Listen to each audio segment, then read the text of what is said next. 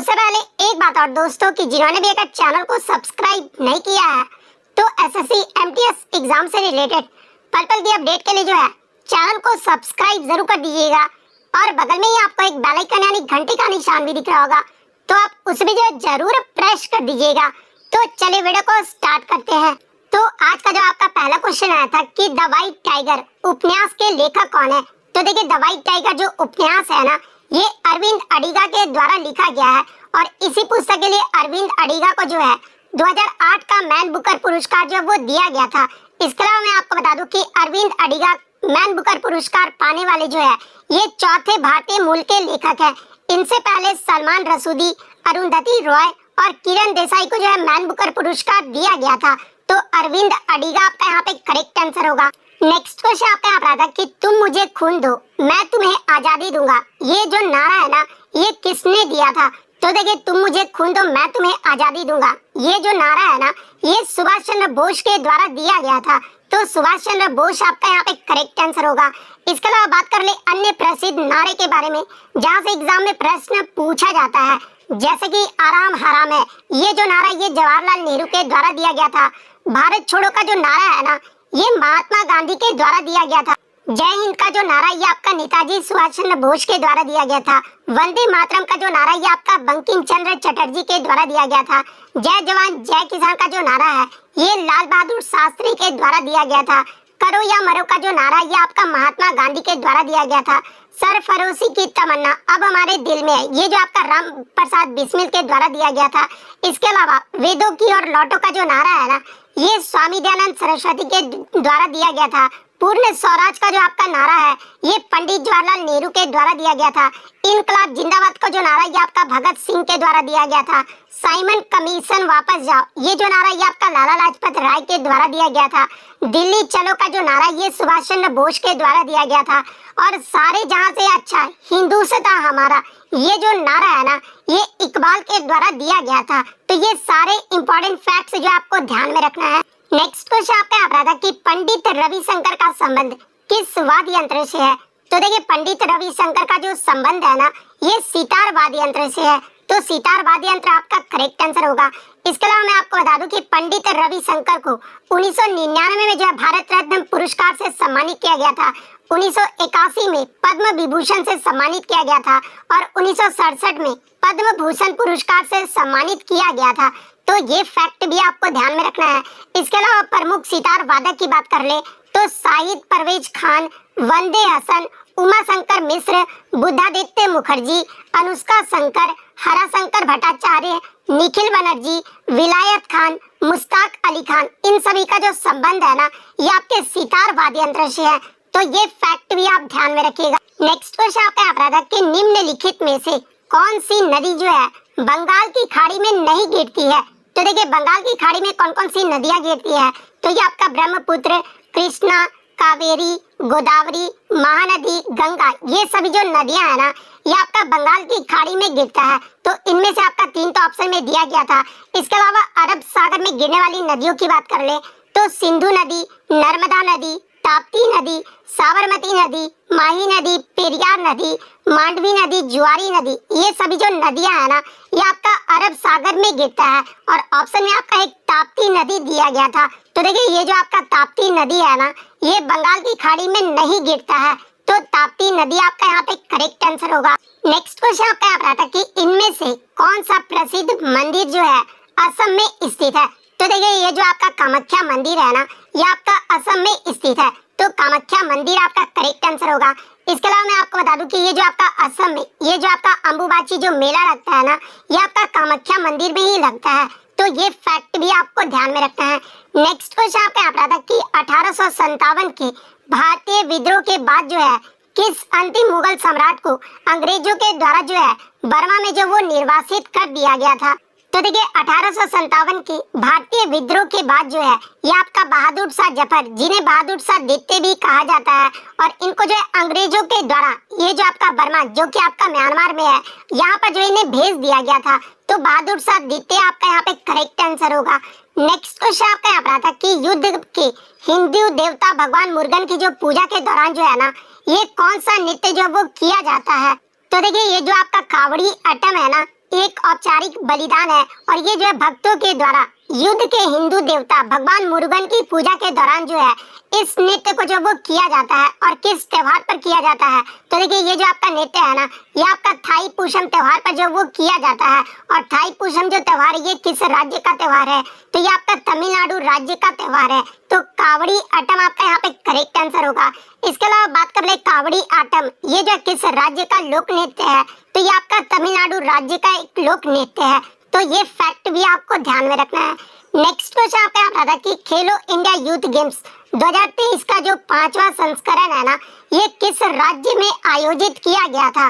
तो देखिए खेलो India youth games 2023 का जो 5वां संस्करण है ना, ये आपका मध्य प्रदेश और नई दिल्ली के 8 शहरों के कुल 11 अलग अलग स्थानों पर जो है इस इवेंट का जो है आयोजन वो किया गया था। तो मध्य प्रदेश आपका यहाँ पे करेक्ट आंसर होगा। इसके अलावा एग्जाम में एक प्रश्न और पूछा जाता है कि मध्य प्रदेश के कितने शहरों में आयोजित किया गया था? तो ये आपका 8 शहरों में आयोजित किया गया था। इसके अलावा खेलो इंडिया यूथ गेम्स 2023 की पदक तालिका की बात कर ले तो इसमें जो पहले स्थान पे आपका राज्य रहा था, ये आपका महाराष्ट्र राज्य रहा था।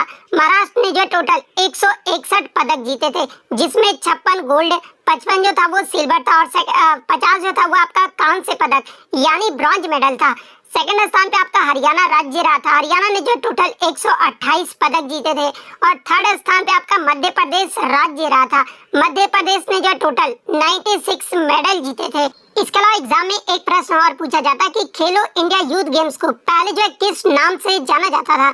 तो देखिए खेलो इंडिया यूथ गेम्स को पहले जो है ये आपका खेलो इंडिया स्कूल गेम्स के नाम से जाना जाता था।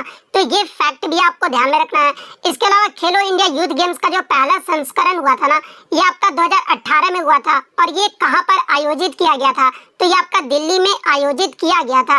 इसके अलावा मैं आपको बता दूं कि ये जो आपका खेलो इंडिया यूथ गेम्स है ना, ये आपका खेलो इंडिया खेल का आयोजन युवा मामले और खेल मंत्रालय के द्वारा जो है इसका जो है वो किया जाता है। तो ये फैक्ट भी आपको ध्यान में रखना है। नेक्स्ट क्वेश्चन आपका आता था कि विश्व एथलेटिक चैंपियनशिप 2022 ये जो है कहां पर आयोजित किया गया था? तो देखिए विश्व एथलेटिक चैंपियनशिप 2022 का जो 18वां संस्करण हुआ था ना, ये आपका संयुक्त राज्य अमेरिका यानी यूएसए के जो है यूजीन और ऑरेगन शहर में जो है ये आपका आयोजित किया गया था। तो आपका देश पूछा गया था, तो यूएसए आपका यहाँ पे करेक्ट आंसर होगा। इसके अलावा बात कर ले विश्व एथलेटिक चैंपियनशिप 2022 में पहले स्थान पे कौन सा देश रहा था? तो पहले स्थान पे जो आपका संयुक्त राज्य अमेरिका रहा था। इसमें जो है अमेरिका ने टोटल जो है 33 पदक जीते थे। वहीं अगर भारत के पदक तालिका की बात कर ले तो देखिए भारत जो है पदक तालिका में ये जो है 33वें स्थान पे रहा था। भारत ने जो है मात्र एक रजत पदक यानी सिल्वर मेडल जो है वो जीता था। और देखिए भारत की तरफ से एकमात्र जो सिल्वर मेडल है ना, ये नीरज चोपड़ा के द्वारा जीता गया था। और किस स्पर्धा में जीता गया था? तो ये आपका भाला फेंक स्पर्धा में जीता गया था। और इन्होंने जो कितने मीटर भाला फेंका था? तो 88.13 मीटर जो है भाला फेंक कर ये जो है नीरज चोपड़ा ने रजत पदक जीता था। तो ये फैक्ट भी आपको ध्यान में रखना है। नेक्स्ट क्वेश्चन आपका आ रहा था कि राष्ट्रपति राज्यसभा में कितने सदस्यों को जो है मनोनीत करते हैं? तो देखिए मैं आपको बता दूं कि राष्ट्रपति जो है राज्यसभा में अनुच्छेद 80(1) के तहत आपके जो 12 सदस्यों को जो वो मनोनीत करते हैं। तो 12 सदस्य आपका यहाँ पे करेक्ट आंसर होगा। इसके अलावा मैं आपको बता दूं कि ये जो आपका राज्यसभा है ना, ये भारत के संसद का जो है ऊपरी सदन जो इसे कहा जाता है। और निचला जो सदन होता है ना, इसे जो लोकसभा कहा जाता है। तो ये फैक्ट भी आपको ध्यान में रखना है। राज्यसभा में जो अधिकतम सदस्यों की संख्या होती है ना, तो ये आपका 250 होता है। और वर्तमान में राज्यसभा में कितने सदस्य हैं? तो देखिए वर्तमान में राज्यसभा में जो आपके 245 सदस्य हैं, जिसमें जो आपके 233 सदस्य होते हैं ना, ये आपके विधानसभा सदस्यों के द्वारा जो है इन्हें चुना जाता है। और 12 जो ये आपका राष्ट्रपति के द्वारा कला, साहित्य, ज्ञान और सेवाओं में उनके योगदान के लिए जो है इन्हें नामित किया जाता है। तो ये फैक्ट भी आपको ध्यान में रखना है। नेक्स्ट क्वेश्चन पे आप रहा था कि भारत में एकल नागरिकता यानी सिंगल सिटीजनशिप की जो अवधारणा है ना, ये किस देश के संविधान से लिया गया है? तो देखिए भारत में एकल नागरिकता की जो अवधारणा है ना, ये आपका ब्रिटिश संविधान यानी इंग्लैंड देश के संविधान से लिया गया है। तो ब्रिटेन आपका यहाँ पे करेक्ट आंसर होगा। इसके अलावा बात कर ले ब्रिटिश संविधान से और कौन कौन सी विशेषताएं ली गई है, जैसे कि संसदीय सरकार, विधि का शासन, विधायी प्रक्रिया, एकल नागरिकता, कैबिनेट प्रणाली, विशेषाधिकार रिट, संसदीय विशेषाधिकार और द्विसदनीयता, ये सभी जो आपके विशेषता है ना, ये आपके ब्रिटेन देश के संविधान से लिए गए हैं। तो ये फैक्ट भी आपको ध्यान में रखना है। नेक्स्ट क्वेश्चन आपका आ रहा था कि कौन सा विटामिन आंखों की रोशनी के लिए जो है वो जरूरी होता है। तो देखिए ये जो आपका विटामिन ए है ना, ये आंखों की रोशनी के लिए जरूरी होता है। तो विटामिन ए आपका करेक्ट आंसर होगा। इसके अलावा बात कर ले विटामिन ए की कमी से कौन सा रोग होता है। तो देखिए विटामिन ए की कमी से जो ये आपका रतौंधी नामक बीमारी होता है। इसके अलावा विटामिन ए का अगर रासायनिक नाम पूछा जाए तो देखिए विटामिन ए का जो रासायनिक नाम होता है ना, ये आपका रेटिनॉल होता है। तो ये फैक्ट भी आपको ध्यान में रखना है। नेक्स्ट क्वेश्चन आपका आ रहा था कि who is the queen of Bharatanatyam, यानी भरतनाट्यम की रानी के रूप में जो है ये किसे जाना जाता है। तो देखिए भरतनाट्यम की रानी के रूप में जो है ये बाला सरस्वती को जाना जाता है। तो बाला सरस्वती आपका करेक्ट आंसर होगा। और ये जो आपका भरतनाट्यम है ना, ये तमिलनाडु राज्य का एक शास्त्रीय नृत्य है। और भरतनाट्यम नृत्य को जो है एक हारे के रूप में जो है इसे जाना जाता है। और भरतनाट्यम का जो पुराना नाम था ना, यानी इससे पहले जो है सधीर अट्टम के नाम से भी जो है वो जाना जाता था। तो ये फैक्ट भी आपको ध्यान में रखना है। नेक्स्ट क्वेश्चन आपका आ रहा था कि cotton for its growth required how many frost free days, यानी कपास की वृद्धि के लिए जो है कितने ठंड मुक्त दिनों की जो आवश्यकता है ना, वो आपका होता है। तो देखिए मैं आपको बता दूं कि कपास की वृद्धि के लिए 210 ठंड मुक्त दिनों की जो है आवश्यकता होती है। तो 210 आपका यहाँ पे करेक्ट आंसर होगा। इसके अलावा मैं आपको बता दूं कि ये जो आपका कपास यानी कॉटन जो है ना, एक उष्णकटिबंधीय फसल है। और भारत में जो ये आपका खरीफ फसल के रूप में जो है इसे उगाया जाता है। इसके अलावा कॉटन के बारे में आपका तापमान पूछा जाता है। तो देखिए कपास को 21 डिग्री सेल्सियस और 30 डिग्री सेल्सियस के बीच समान रूप से जो है उच्च तापमान की जो है वो आवश्यकता होती है। तो ये फैक्ट भी आपको ध्यान में रखना है। नेक्स्ट क्वेश्चन आपका आ रहा था कि जनगणना अधिनियम ये जो किस वर्ष बनाया गया था। तो देखिए जनगणना अधिनियम जो है ये आपका पहली बार 1948 में बनाया गया था। तो 1948 आपका करेक्ट आंसर होगा। नेक्स्ट क्वेश्चन आपका आ रहा था कि in which year the juvenile justice care and protection of children was amended, यानी किस वर्ष जो है किशोर न्याय बच्चों की देखभाल और संरक्षण जो संशोधन विधेयक है ना, इसको पारित किया गया था। तो देखिए मैं आपको बता दूं कि 2015 का जो किशोर न्याय आपका बच्चों की देखभाल और संरक्षण जो संशोधन था ना, इसमें जो आपका संशोधन है ये आपका 2021 में जो है इसे पारित किया गया था।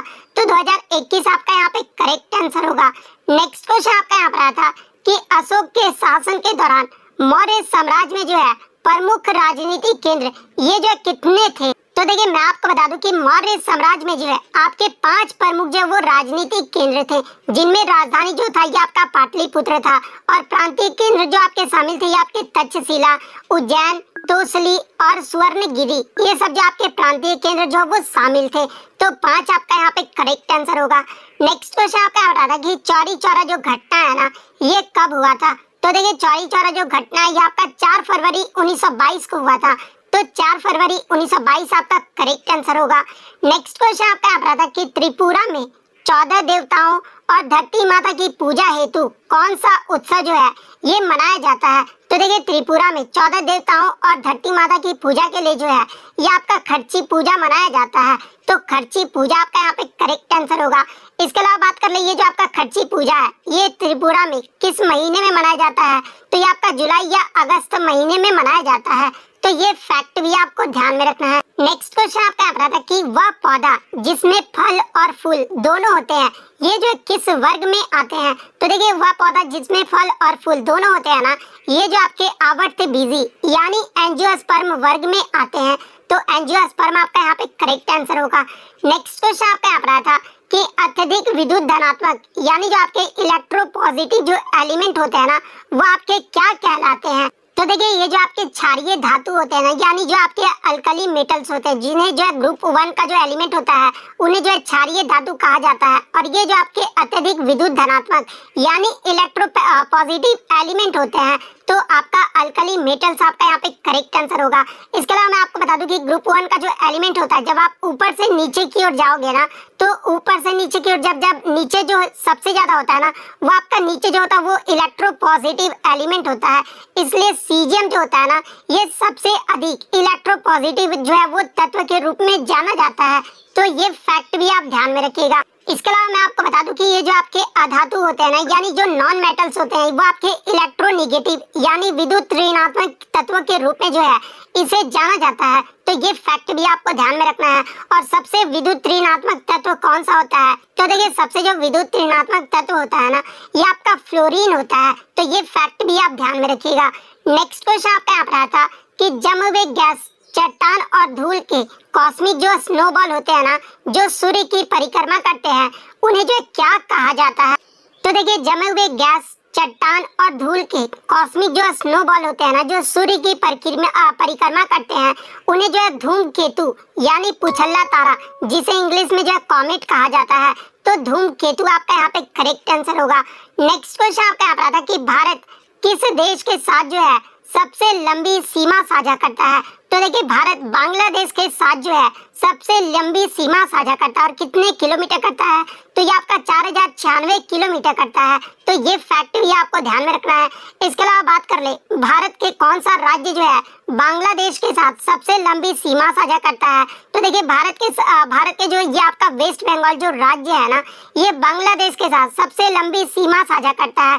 और कितने किलोमीटर करता है? तो ये आपका 2216 किलोमीटर करता है। उसके बाद जो दूसरा सबसे ज्यादा लंबी सीमा साझा करता है, ये आपका त्रिपुरा राज्य करता है। इसके अलावा एग्जाम में पूछा जाता है कि बांग्लादेश के साथ भारत के कौन से राज्य जो है सीमा साझा करते हैं? तो देखिए, बांग्लादेश के साथ भारत के टोटल 5 राज्य जो है वो सीमा साझा करते हैं। और वो 5 राज्य कौन कौन से है? तो पहला आपका वेस्ट बंगाल, सेकंड असम, थर्ड आपका मेघालय, फोर्थ आपका त्रिपुरा और पांचवा आपका मिजोरम। ये 5 राज्य जो है बांग्लादेश के साथ सीमा साझा करते हैं। इसके अलावा मैं आपको बता दूं कि भारत का जो लैंड बॉर्डर है ना, ये आपका 15,106 किलोमीटर है। और कोस्ट लाइन जो आपका बॉर्डर है, यानी जो तटीय सीमा है ना, ये आपका 7,516 किलोमीटर है। तो ये फैक्ट भी आपको ध्यान में रखना है।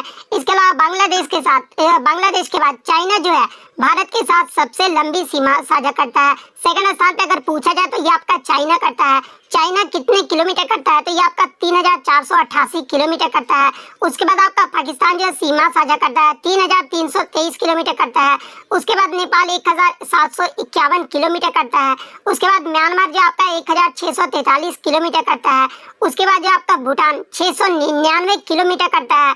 और अफगानिस्तान जो 106 किलोमीटर की जो सीमा है वो साझा करता है।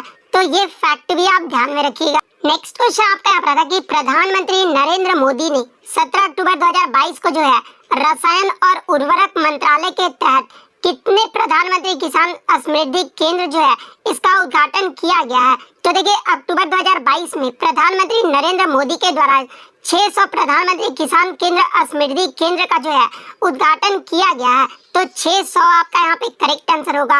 अगर मंत्रालय पूछा जाए कि किस मंत्रालय के तहत प्रधानमंत्री किसान समृद्धि केंद्र का जो उद्घाटन किया गया है, तो ये आपका रसायन और उर्वरक मंत्रालय के तहत किया गया है। तो ये फैक्ट भी आपको ध्यान में रखना है। इसके अलावा मैं आपको बता दूं कि नैनो यूरिया का व्यावसायिक उत्पादन शुरू करने वाला जो है भारत विश्व का पहला देश बन गया है। तो ये फैक्ट भी आपको ध्यान में रखना है। नेक्स्ट क्वेश्चन आपका यहाँ था कि टोटल फैमिली इनकम, यानी जो आपका टोटल जो डोमेस्टिक इनकम होता है ना, उसे क्या कहते हैं? तो देखिए, 12 महीनों की अवधि के भीतर घर के सभी सदस्यों द्वारा जो प्राप्त कुल का जो सकल आय होता है ना, इसे जो घरेलू आय यानी हाउस होल्ड इनकम कहा जाता है। तो हाउस होल्ड इनकम आपका करेक्ट आंसर होगा। तो इतने क्वेश्चन जो है आज मुझे बच्चों के द्वारा मिले हैं, जो कि 100% रियल और ऑथेंटिक है।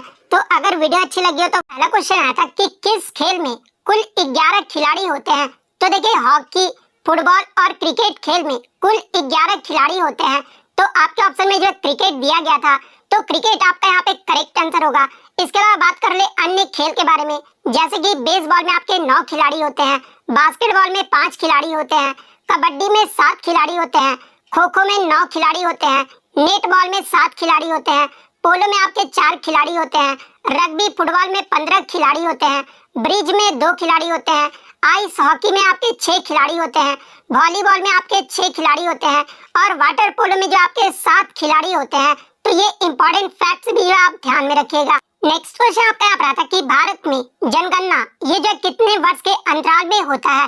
तो देखिए, भारत में जो जनगणना है ना, ये 10 वर्षों के अंतराल में किया जाता है। तो 10 वर्ष आपका यहाँ पे करेक्ट आंसर होगा।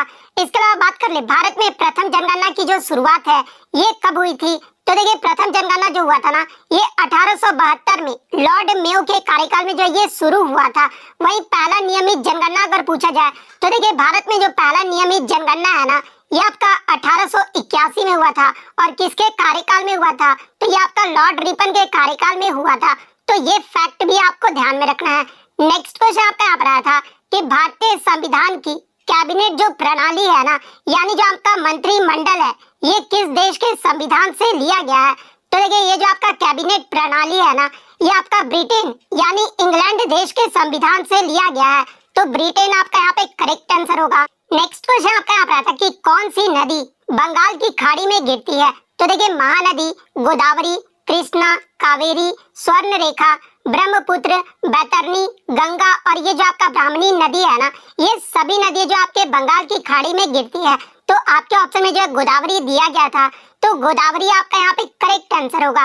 नेक्स्ट क्वेश्चन आपका यहाँ पे था कि जीडीपी में जो है डी का मतलब पूछा गया था।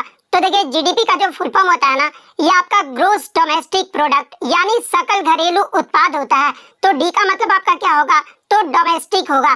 तो डोमेस्टिक आपका यहाँ पे करेक्ट आंसर होगा। नेक्स्ट क्वेश्चन आपका यहाँ पर आता है कि जब क्रिकेट बॉल फील्ड से स्पर्श करते हुए सीमा रेखा से बाहर जाती है तो उसे क्या कहते हैं? तो देखिए जब भी आप क्रिकेट खेलते होंगे तो आप देखे होंगे कि जब भी आप बॉल को हिट करते हैं और जब बॉल अगर जमीन से टच करते हुए सीमा रेखा से बाहर जाते हैं ना, तो उसे जो 4 रन यानी बाउंड्री 4 रन जो आपका यहाँ पे करेक्ट आंसर होगा। इसके अलावा मैं आपको बता दूं कि जब बॉल आपका जो डायरेक्ट बाउंड्री पार गिरता है तो इसे जो है 6 रन कहा जाता है। तो ये फैक्ट भी आप ध्यान में रखिएगा। नेक्स्ट क्वेश्चन आपका यहाँ पर आया था कि किस विभाग के द्वारा वन हेल्थ पायलट जो कार्यक्रम है ना, वो लॉन्च किया गया था?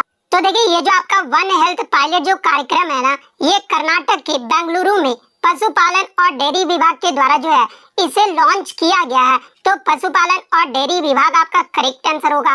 नेक्स्ट क्वेश्चन आपका यहाँ पर आया था कि what is the common name of MgCl2 यानी MgCl2 का जो रासायनिक नाम पूछा गया था। तो देखिए MgCl2 का जो रासायनिक नाम होता है ना, ये मैग्नीशियम क्लोराइड होता है। तो मैग्नीशियम क्लोराइड आपका करेक्ट आंसर होगा। नेक्स्ट क्वेश्चन आपका यहाँ पर आता है कि किस फाइबर को जो है गोल्डन फाइबर यानी सुनहरा रेशा जो है वो कहा जाता है?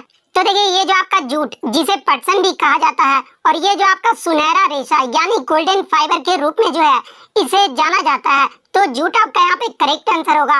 और ये जो है इसे सुनहरा रेशा क्यों कहा जाता है? क्योंकि ये जो है सबसे सस्ता प्राकृतिक रेशा होता है। इसके अलावा मैं आपको बता दूं कि भारत में सबसे ज्यादा जो जूट का उत्पादन होता है ना, ये आपका वेस्ट बंगाल राज्य में होता है। तो ये फैक्ट भी आपको ध्यान में रखना है। नेक्स्ट क्वेश्चन आपका यहाँ पर था कि Tata iron and steel company यानी टिस्को के द्वारा जो है इस्पात उत्पादन यानी स्टील प्रोडक्शन जो है ये कब शुरू किया गया था, यानी किस वर्ष शुरू किया गया था? तो देखिए टिस्को के द्वारा ये जो आपका स्टील प्रोडक्शन है ना, ये आपका वर्ष 1912 में शुरू किया गया था। तो 1912 आपका यहाँ पे करेक्ट आंसर होगा। इसके अलावा बात कर ले टिस्को के द्वारा पिग आयरन के जो उत्पादन है ना, ये कब शुरू किया गया था? तो ये आपका 1911 में किया गया था। इसके अलावा मैं आपको बता दूं कि टिस्को की जो स्थापना है ना, ये 26 अगस्त 1907 को जमशेदजी टाटा और दोराबजी टाटा के द्वारा जो है वो किया गया था। तो ये फैक्ट भी आपको ध्यान में रखना है। नेक्स्ट क्वेश्चन आपका यहाँ था कि पंचतंत्र के जो लेखक कौन है? तो देखिए पंचतंत्र जो पुस्तक है ना, ये विष्णु शर्मा के द्वारा लिखा गया है। तो विष्णु शर्मा आपका यहाँ पे करेक्ट आंसर होगा। नेक्स्ट क्वेश्चन आपका यहाँ था कि लाला लाजपत राय ये जो है किस संगठन से जुड़े हुए थे? तो देखिए लाला लाजपत राय जो है ये आपके आर्य समाज से जो वो जुड़े हुए थे। तो आर्य समाज आपका यहाँ पे करेक्ट आंसर होगा। इसके अलावा मैं आपको बता दूं कि आर्य समाज जो है एक हिंदू सुधार आंदोलन था जिसकी स्थापना स्वामी दयानंद सरस्वती के द्वारा जो है 1875 में बम्बई में जो है वो किया गया था। तो ये फैक्ट भी आपको ध्यान में रखना है। नेक्स्ट क्वेश्चन आपका यहाँ पर आता है कि जीवित जीव जो अपने भोजन के लिए अन्य जीवित जीवों पर जो है वो निर्भर यानी डिपेंड होते हैं, उन्हें जो है क्या कहा जाता है? तो देखिए जीवित जीव जो अपने भोजन के लिए अन्य जीवित जीवों पर निर्भर करते यानी दूसरे पर निर्भर करते हैं, उन्हें जो है हेटेरोट्रॉप्स यानी विषमपोषी जो है वो कहा जाता है। तो विषमपोषी आपका यहाँ पे करेक्ट आंसर होगा। इसके अलावा मैं आपको बता दूं कि जो जीव ये जो आपके प्रकाश की उपस्थिति में अपना भोजन स्वयं बनाते हैं, उन्हें जो है स्वपोषी यानी ऑटोट्रॉप्स जो है वो कहा जाता है। तो ये फैक्ट भी आपको ध्यान में रखना है। नेक्स्ट क्वेश्चन आपका यहाँ पर कि सोनल मान सिंह को किस अवार्ड से जो है वो सम्मानित किया जा चुका है? तो देखिए सोनल मानसिंह की बात कर ले तो ये आपका भरतनाट्यम और ओडिसी शास्त्रीय नृत्य से संबंधित है और इन्हें जो है 1992 में पद्म भूषण और 2003 में जो है पद्म विभूषण से जो वो सम्मानित किया गया था। और देखिए पद्म भूषण और पद्म विभूषण प्राप्त करने वाली जो है ये सबसे कम उम्र की जो है ये प्राप्त करता है। तो आपके ऑप्शन में या तो पद्म भूषण दिया गया होगा या फिर पद्म विभूषण दिया गया होगा। तो इनमें से जो भी दिया गया होगा वो आपका करेक्ट आंसर होगा। नेक्स्ट क्वेश्चन आपका यहाँ पर आया था कि जम्मू कश्मीर में कौन सा लोक नृत्य जो है वो प्रचलित है? तो देखिए ये जो आपका राउफ जो नृत्य है ना ये जम्मू कश्मीर में जो है वो प्रसिद्ध है। तो राउफ आपका यहाँ पे करेक्ट आंसर होगा। इसके अलावा मैं आपको बता दूं कि जम्मू कश्मीर के अन्य लोक नृत्य जैसे कि डमहल, हिकत, मांडज, कुद दांडी नाच और दमाली ये सब जो आपके जम्मू कश्मीर के लोक नृत्य हैं। तो ये फैक्ट भी आपको ध्यान में रखना है। नेक्स्ट क्वेश्चन आपका यहाँ था कि जैन धर्म के अंतिम तीर्थंकर कौन थे? तो देखिए जैन धर्म के जो आपके टोटल 24 तीर्थंकर थे और जैन धर्म के जो 24वें तीर्थंकर थे ना ये भगवान महावीर थे। तो भगवान महावीर आपका करेक्ट आंसर होगा। इसके अलावा बात कर ले आपके भगवान महावीर का जन्म ये जो है कहाँ पर हुआ था? तो ये आपका वैशाली के कुंडलपुर में हुआ था। इनके मोक्ष स्थान के बारे में पूछा जाता है। तो देखिए भगवान महावीर का जो मोक्ष स्थान है ना ये आपका पावापुरी में है और भगवान महावीर का बचपन का नाम पूछा जाता है। तो देखिए भगवान महावीर के जो बचपन का नाम था ना ये आपके वर्धमान था। इसके अलावा बात कर ले जैन धर्म के पहले तीर्थंकर के बारे में पूछा जाता है। तो देखिए जैन धर्म के जो पहले तीर्थंकर थे ना ये आपके ऋषभदेव जिन्हें आदिनाथ भी कहा जाता था। तो ये फैक्ट भी आपको ध्यान में रखना है। नेक्स्ट क्वेश्चन आपका यहाँ पर था कि who was the first actress to get Padma Shri यानी पद्मश्री पाने वाली जो है पहली अभिनेत्री कौन थी? तो देखिए नरगिस दत्त जो कि 1958 में इन्हें पद्मश्री से सम्मानित किया गया था और ये जो है पद्मश्री पाने वाली पहली अभिनेत्री जो है ये थी। तो नरगिस दत्त आपका यहाँ पे करेक्ट आंसर होगा। इसके अलावा मैं आपको बता दूं कि पद्म विभूषण पुरस्कार पाने वाले पहले खिलाड़ी कौन थे? तो देखिए ये जो आपके विश्वनाथन आनंद थे ना जो कि चेस प्लेयर हैं और ये जो है पद्म विभूषण पुरस्कार पाने वाले ये जो है पहले खिलाड़ी थे। तो ये फैक्ट भी आप ध्यान में रखिएगा। इसके अलावा ये जो आरती गुप्ता साहा है ना ये पद्मश्री से सम्मानित होने वाली पहली भारतीय महिला खिलाड़ी है। तो ये फैक्ट भी आप ध्यान में रखिएगा। इसके अलावा ये जो आपका मैरी कॉम है ये पद्म विभूषण जीतने वाली पहली महिला खिलाड़ी है। तो ये फैक्ट भी आप ध्यान में रखिएगा। नेक्स्ट क्वेश्चन आपका यहाँ था कि वर्तमान राज्यसभा के सभापति कौन है? तो देखिए राज्यसभा का जो पदेन सभापति होते हैं ना वो भारत के वाइस प्रेसिडेंट यानी उपराष्ट्रपति होते हैं। और वर्तमान में भारत के उपराष्ट्रपति कौन है? तो देखिए 11 अगस्त 2022 से भारत के जो उपराष्ट्रपति है ना ये जगदीप धनखड़ है। तो जगदीप धनखड़ आपका यहाँ पे करेक्ट आंसर होगा।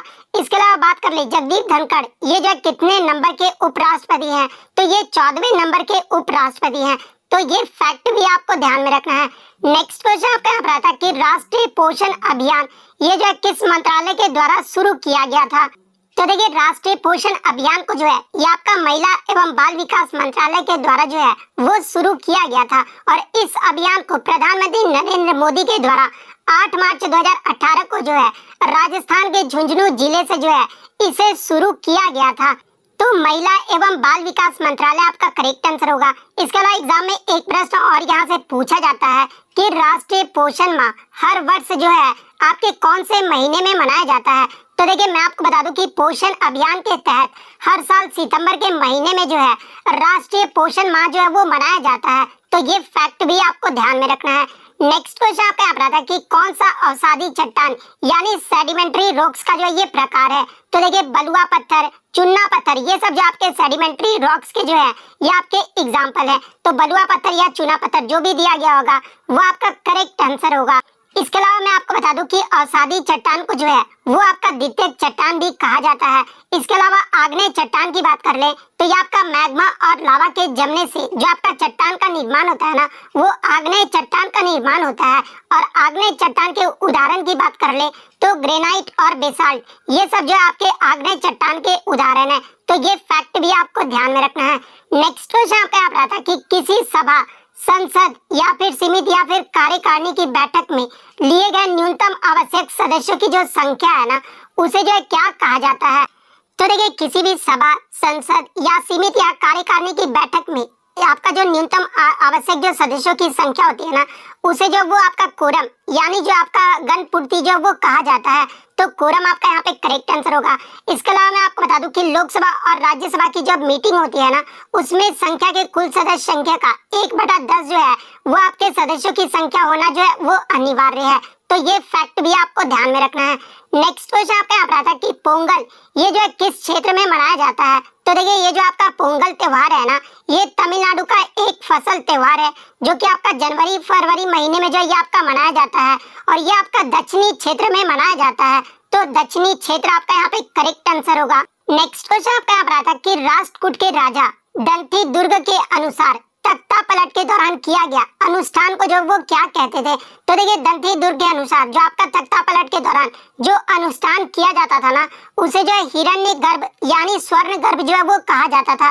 तो हिरण्य गर्भ आपका यहाँ पे करेक्ट आंसर होगा। नेक्स्ट क्वेश्चन आपका यहाँ पर था कि तराइन के दूसरे युद्ध में जो है मोहम्मद गौरी ने किसको हराया था। तो देखिए तराइन का जो दूसरा जो युद्ध है ना, ये आपका 1192 ईस्वी में लड़ा गया था, जो कि आपका पृथ्वीराज चौहान जिन्हें जो है पृथ्वीराज तृतीय भी कहा जाता है, और ये आपका मोहम्मद गौरी के मध्य हुआ था, जिसमें मोहम्मद गौरी ने जो है पृथ्वीराज चौहान को हरा दिया था।